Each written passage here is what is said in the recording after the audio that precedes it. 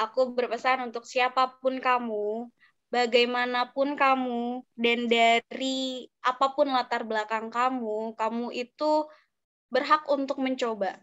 Kamu berhak untuk berusaha. Yang kita tuh tidak hanya mencari uang dalam bisnis, tapi kita juga bisa membantu untuk melancarkan pernikahan orang lain gitu. Oke. Bring out the best of your day with Faiza Organizer. Oke. Dunia WO ini apa sih kayak kendala yang paling sering kamu temui? Terus kalau udah di lapangan kan kayak pastilah kita ketar-ketir nih, aduh sebagai perencana wedding pengen pernikahan orang itu mengesankan gitu. Nah, bagaimana kamu hadapi kegrogian atau kekhawatiran kamu nih dalam menjalankan ini usaha ini? Kekhawatiran apa ya Kak? Sejauh ini sih, aku harus belajar menghadapi macam-macam karakter orang gitu. Karena kan setiap orang punya budayanya masing-masing, punya pemikirannya masing-masing, dan ketika menikah itu kan menyatukan dua keluarga dari budaya yang berbeda.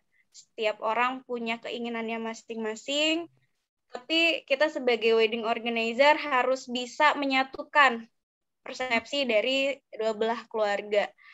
Kesulitannya yang bikin aku sering deg-degan yaitu cara menghadapi politik keluarga. Oke. Oh, jadi istilahnya kamu jadi jembatan narah hubung lah ya di antara dua budaya yang berbeda. Oh, itu paling ya. Betul. Iya, mediator. Karena menikah itu kan ibadah. Ibadah itu pasti ada aja ujiannya kan ya Mbak ya. Ya. Aku selalu mendengar setiap klienku punya kisahnya masing-masing. Aduh. Ujiannya setiap klien itu juga beda-beda gitu kan. Aku juga seringnya tuh ketika menghadapi satu case dan dengan segala ujian yang dia hadapi, dia terima, aku pun juga jadi ikut deg-degan di situ. Kayak aku yang mau nikah juga sebenarnya. Oh, jadi kamu terlalu dalam, jadi ke bawah juga ya suasana, terus kamu juga ikut melebur sama bagian dari keluarga itu ya? Betul. Karena aku selalu bilang ke klienku, jangan anggap aku sebagai vendor, anggap aku sebagai keluarga atau teman, sehingga mereka juga bisa enak gitu kan sharing apapun masalahnya, dan aku serta tim bisa mengambil sikap yang tepat ketika menghadapi masalah yang akan ada di dalam acara pernikahannya. Karena dunia wedding ketika acara pernikahan itu sangat amat dinamis ya Kak. Apa yang sudah kita plan dari A sampai Z on the day bisa jadi tuh berubah secara total gitu. Ada aja hal-hal yang sangat sangat unpredictable gitu.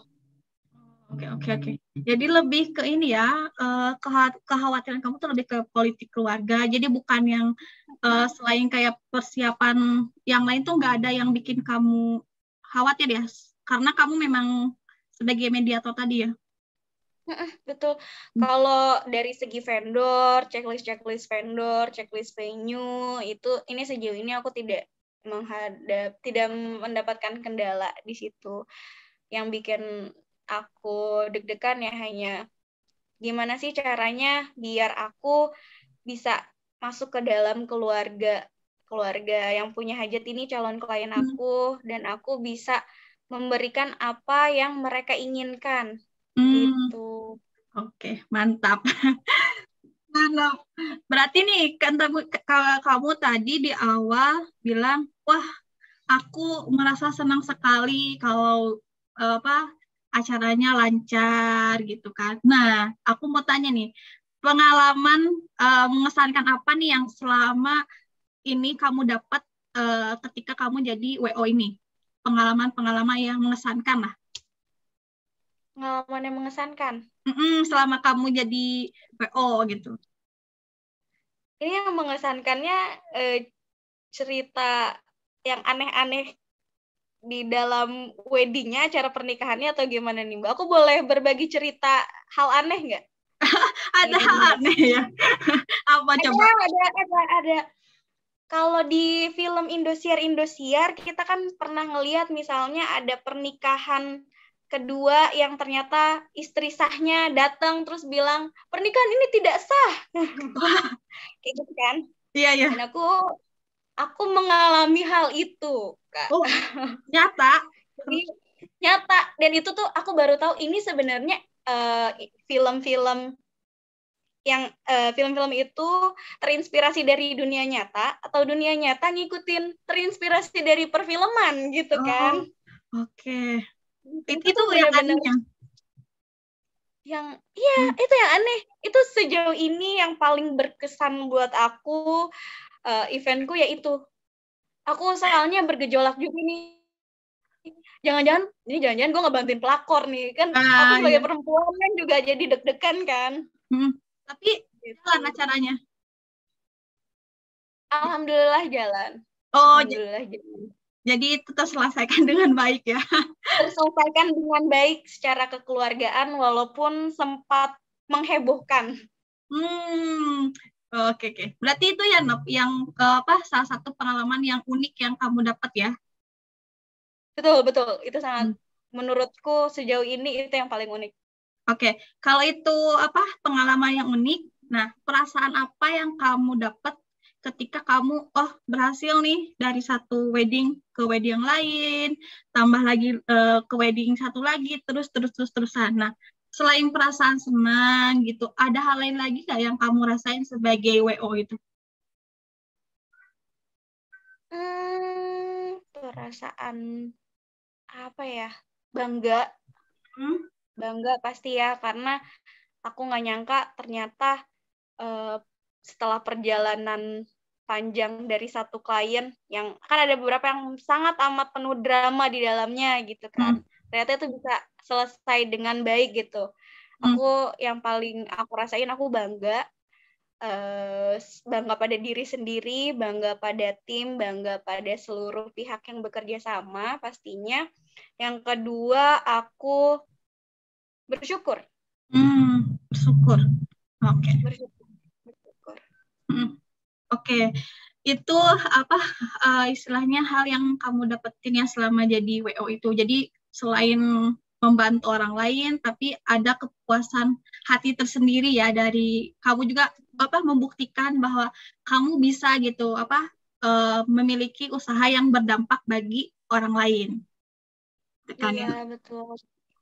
Karena kebetulan alhamdulillahnya aku bisa mendapatkan tim yang solid, yang punya visi misi, yang kita tuh tidak hanya mencari uang dalam bisnis, tapi kita juga bisa membantu untuk melancarkan pernikahan orang lain gitu. Jadi bukan aku doang yang merasakan kebahagiaan dan kebanggaan, semua tim juga ngerasa senang banget gitu kalau acaranya udah sukses. Oke. Ada motonya nggak sih wedding kamu ini? Kayak misalkan kami akan menyelenggarakan pernikahan yang apa gitu? Ada motonya nggak? Motonya aku nggak ada, cuman setiap tagline-nya aku kasih bring out the best of your day with Faiza Organizer. Oke. Ulangi lagi. Gimana? Bring out the best. Bring out the best of your day with Faiza Organizer. Oke. Kayak pernikahan lo aja gue buat bagus gitu ya. Gimana timnya ya nanti? Oke. Nah, tadi udah kan pengalaman udah, terus hal yang kamu dapetin udah. Ini hal apa yang kamu pelajari selama jadi, kan ini kan istilahnya usaha nih. Pasti banyak dong yang kamu pelajari nih. Bukan hanya tentang tim, mungkin keuangan juga. Terus bagaimana public speaking juga pastinya gitu kan, kamu perlu juga untuk ngehandle klien kamu nih. dari tadi yang aku sebutin nih, kamu bisa berbagi nggak sih? Misalkan nih teman-teman yang nonton pengen punya usaha. Ada nggak sih tips-tips dari kamu? Oh, kalau kamu buat usaha tuh harus kayak gini, kayak gini. Oke. Buat teman-teman yang pengen berwirausaha, mencoba membuat usahanya sendiri, pesan dari aku jangan lupa satu, berani mencoba. Berani coba. Karena banyak orang yang punya planning, bikin usaha A, B, C, tapi mereka takut untuk mencoba. Udah sampai 10 tahun itu akan tetap menjadi rencana yang tidak terrealisasikan kan.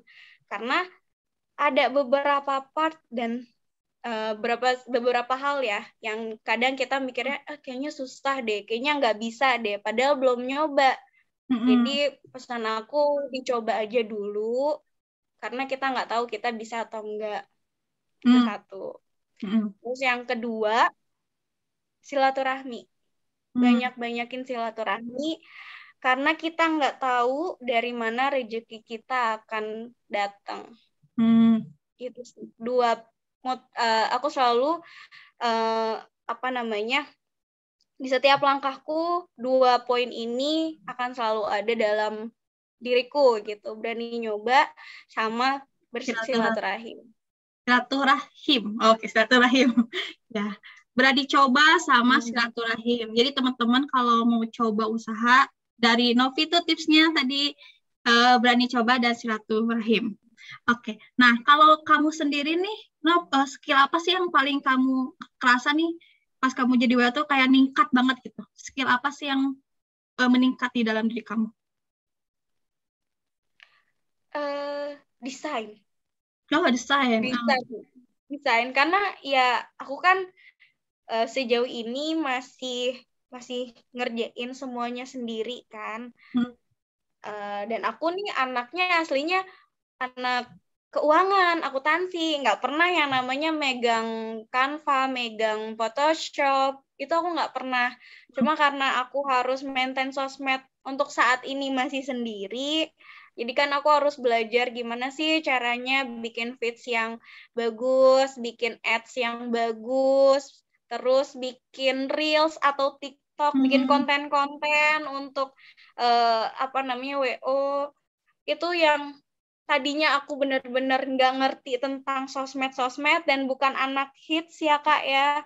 Itu jadi belajar sedikit-sedikit. Aku boleh sekalian open recruitment nggak sih Kak di sini? Ya, bebas. Boleh kamu mau rekrutmen orang-orang di sekitarmu. Iya, aku sebenarnya lagi nyari orang untuk maintain bikin konten reels dan TikTok sih Kak. Karena aslinya aku bukan anak TikTok, aku nggak bisa bikin TikTok. Oke guys, dicari konten kreator untuk weddingnya Novi ya. Jadi kalau teman-teman yang berminat boleh komen nih, aku jago jadi konten kreator gitu kan di sosmed ya? Ya. Butuh satu orang. Instagram. Butuh satu orang. Ya, oke guys, kalau kalian nonton nih silakan hubungi Novi.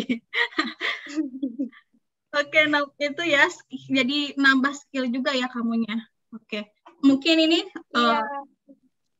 Nah, kalau di tim nih kan tadi kamu bilang tim kamu tuh aman-aman aja. Pernah nggak sih ada ketidakakuran di dalam tim gitu?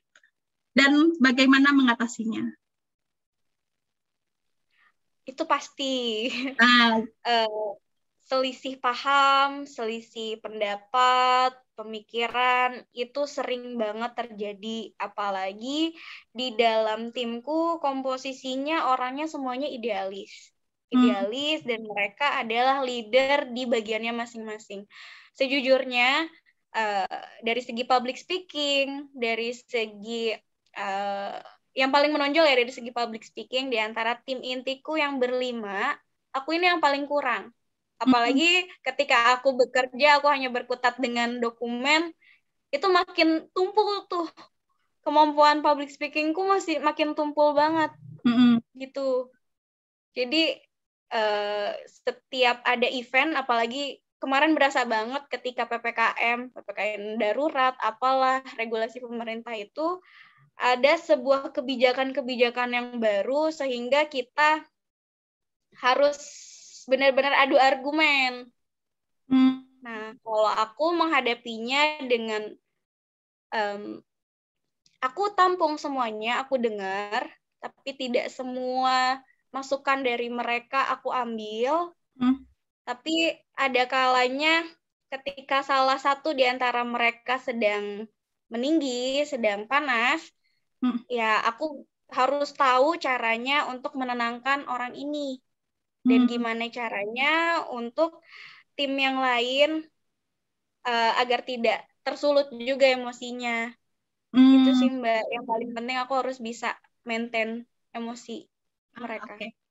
Nah guys, itu pelajaran selanjutnya nih, maintenance emosi kita, kontrol emosi ketika kita punya tim. Benar nggak? Itu berarti salah satu tipsnya juga dong, tips untuk kita bikin usaha kan? Iya, kalau memang mau membuat usaha itu dengan partnership, dengan mutu ada beberapa, itu menjadi tips yang ketiga. Tapi ketika kamu ingin membuat struktur organisasi usaha kamunya di atas, tapi beberapa orang lainnya itu di bawah kamu, itu kurang terlalu menjadi tips sih. Itu tipsnya beda lagi kalau misalnya. Kalau misalnya memang strukturnya kamunya yang di atas, tapi yang lainnya di bawah. Oke. Berarti kalau ini untuk yang kita istilahnya dalam posisi yang hampir sama lah ya. Iya, apalagi kan gini Kak, kalau misalnya kita sebagai leader, tapi orang-orang yang di bawah kita itu ternyata lebih tua atau lebih berpengalaman dari kita, itu tantangan banget sih. Tipsnya beda lagi. Itu untuk membahas leadership itu bisa satu chapter sendiri kan pastinya. Oke. Berarti mungkin tipsnya tadi dari Novi bilang istilahnya untuk tetap si tim ini tetap akur, meskipun ada berantem, menenangkan pikiran itu penting sekali ya, dan menjaga emosi. Iya, itu penting banget. Apalagi jangan sampai kitanya nih sebagai leader ikut terpancing, kitanya juga emosi. Udah, kalau kitanya ikut kepancing, wassalam. Oke. Siap. Siap laksanakan Kakak Novi. Oke, Nov. Nih, pasti nih kamu dalam menjalankan usaha ini pasti ada sosok yang menginspirasi kamu nih. Siapa sih sosok yang menginspirasi kamu dalam menjalankan usaha ini? Kayak aku tuh misalkan role modelku ini. Ada nggak sih? Ada. Nah, siapa? Role modelku Putri Tanjung. Nah, mimpi ke depan kamu nih, apa yang kamu mimpikan nih bersama usaha kamu ini ke depan nih? Kayak cita-cita ke depannya nih, apa? Ke depannya, Faiza Organizer ini tidak hanya sebagai wedding organizer, tapi bisa menjadi wedding package, dan tidak di dunia wedding juga, bisa ekspansi ke dunia event, live music, grand opening, gathering kantor atau family atau acara-acara keluarga. Itu sih Kak. Jadi mimpi ke depan lumayan ini juga ya, visioner. Jadi harus perlu ini lagi ya, maksudnya banyak hal yang dipersiapkan lah istilahnya ya. Betul, PR-nya banyak banget sih karena mimpiku terlalu tinggi. Nggak ada mimpi yang terlalu tinggi. Pokoknya semua mimpi itu istilahnya nggak ada mimpi yang terlalu tinggi, semua bisa bermimpi. Asik. Benar kan? Setuju sih, setuju. Iya, oke. Kan kayak kamu tadi, pegangan kamu adalah hadis yang di awal tadi ya, tentang salah satunya di bidang usaha ini yang mendatangkan rezeki. Oke, Nob, mungkin ini pesan-pesan buat yang nonton nih, buat anak-anak muda seusia kamu misalkan yang ingin buka usaha atau apa gitu. Pesan dan kesanku untuk semua yang Sobat Demai yang lagi mendengarkan ini, aku berpesan untuk siapapun kamu, bagaimanapun kamu, dan dari apapun latar belakang kamu, kamu itu berhak untuk mencoba. Kamu berhak untuk berusaha. Karena nggak ada, there is no guaranteed orang yang badannya proporsional. Ini informasi aja buat kalian semuanya. Aku nih badannya minion banget. Aku sering dapat judge anak kecil nggak bisa ngapa-ngapain, orang Betawi itu biasa males-malesan. Aku harus ngebongkar stigma itu. Jadi intinya siapapun kamu, apapun kamu, bagaimanapun kamu, dari manapun kamu berhak untuk berkreasi, kamu berhak untuk berusaha. Gitu. Mantap banget pesannya. Jadi semangat dibuat anak-anak muda tuh yang mau mulai sesuatu, berani mencoba. Oke, nah karena kamu tadi bilang kamu pernah dibilang minion, terus dibilang itu, nah bagaimana kamu ngehandle perasaan yang, sebelum ditutup ya, bagaimana kamu menghandle semua hal yang nggak enak datang ke kamu gitu? Oke, aku merasa insecure pasti sering. Gimana caranya? Itu lebih ke self love sih, bersyukur, lebih luas lagi untuk melihat dunia luar. Ternyata di luar itu banyak yang kalau dari segi fisik banyak yang lebih kurang dari aku, itu banyak juga orang yang tidak dikasih kenikmatan, misal matanya lengkap atau mendapatkan indranya lengkap gitu. Aku di sini walaupun ada kekurangan, tapi aku mempunyai seluruh indraku itu lengkap dan bisa berfungsi. Itu sih lebih bersyukur di situ. Terus kalau dari segi suku, banyak kok di luar sana orang-orang yang sukunya apa-apa. Suku itu tidak menjamin kesuksesan seseorang. Gitu. Oke. Mantap, Novi. Makasih banyak ya udah hadir, udah ngasih tips and trik, udah ngasih berbagi bagaimana kamu menjalankan usaha ini, ngasih semangat juga buat anak-anak muda. Pokoknya kamu hebat banget karena kamu bisa berdiri di kaki sendiri gitu, istilahnya punya kemandirian finansial sendiri. Keren banget. Semoga ke depan nih usaha kamu lancar-lancar aja, terus mimpi kamu juga tercapai bersama WO ini. Amin, amin ya robbal alamin. Doa yang sama untuk Kak Mai, biar semua Sobat Demai juga makin terinspirasi dan makin sukses di bidangnya masing-masing. Iya. Terima kasih dong.